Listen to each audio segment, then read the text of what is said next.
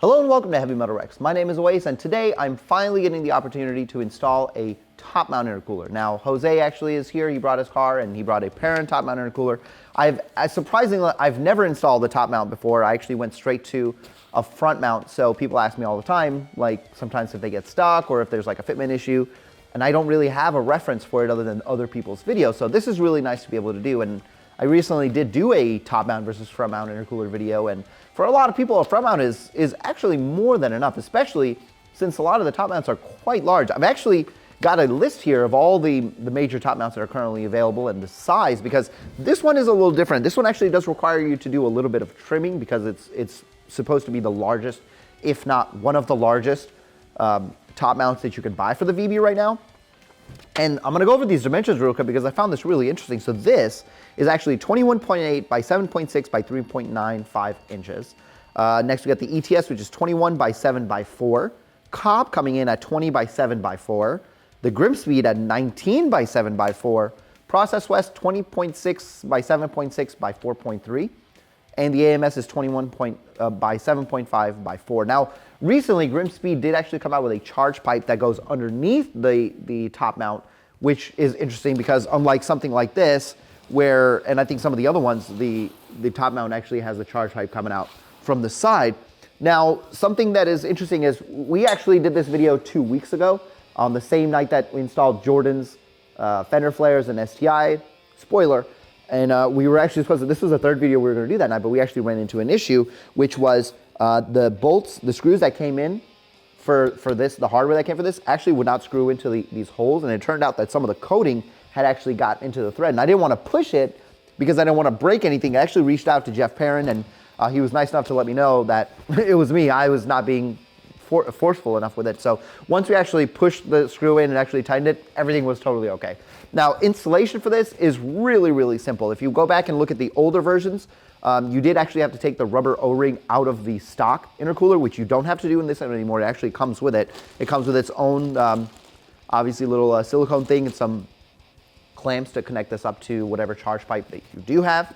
And the only time that's going to take you is actually the grinding of the little bit of plastic for this to actually sit. And we've already done that. Actually, I did that the night that it was here, and then we got to the rest of it and we ended up having to stop. So I'll throw that bit in there so you guys can see exactly what portion that we grinded, and I'll even show you what it looks like here before we put it off. Installation wise, it's really simple. It's like six screws that you take out. You take the old intercooler off, put the new intercooler on, same 6 screws. It comes with its own little bracket. It's a fairly simple installation. Actually, I think it's going to take us longer to film this than it is to actually install this, minus the grinding. So let me show you guys what came in the box. So here inside, there's a couple of extra things that we're going to be installing. This is actually the red hardware. I'm going to try to put this on as well. It is a little bit of work because you got to take some screws off the throttle body, but we'll probably do that while we're here. So you've got the silicone hose, you got 2 clamps, you got all the hardware, which is actually in this bag, and this is the big old chunky intercooler. All right, removal is pretty easy. You've got 1, 2, 3, 4, 5, 6, and actually, and the middle one, I guess 7. We forgot to put one back on, so we really only have 6 to take off today.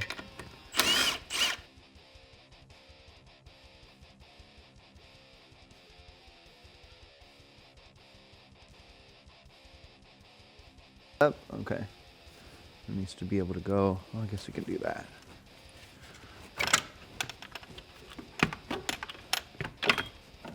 Okay, that's that. Okay, so here's what's happening. We actually took this bracket off to put this Perrin bracket on, and we just cannot get it to fit. It's actually grinding up against the back of this right here, and I can actually see that. So we actually put the OEM back on. It's still a really tight fit because there's some plastic back here that it's actually hitting up against. And I'm actually going to show you on film how we're going to do this. We're actually going to put the coupler on real quick, and it's pretty difficult I think it's pretty difficult for one person. We actually did already test fit it, but I wanted to show you guys what it looks like us actually doing it, because it's not super duper easy. You have the other, you got the, I think we need to, is that loose enough? I'll just put it in here like this. Well, that's the second one. No, yep. Hold on. But I can like... Are you going to do both of them like that? Yep, because then we can just like go over it. Okay. All right, so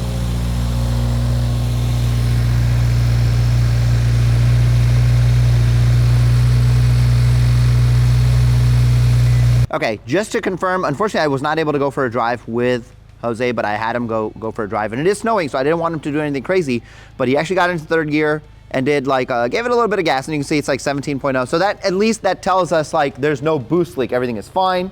If he was pulling like, you know, he put his foot down and it was doing like 1 or 0, I'd be a little concerned, but looks like everything's fine.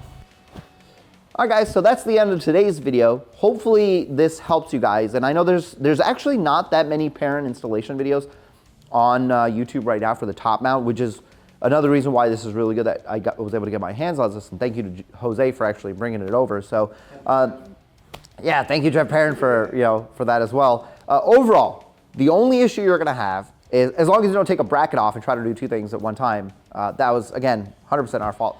The only issue you're gonna run into is the grinding down the plastic on the intake manifold. That's only part that's actually difficult. Everything else is just lines up the way that it's supposed to.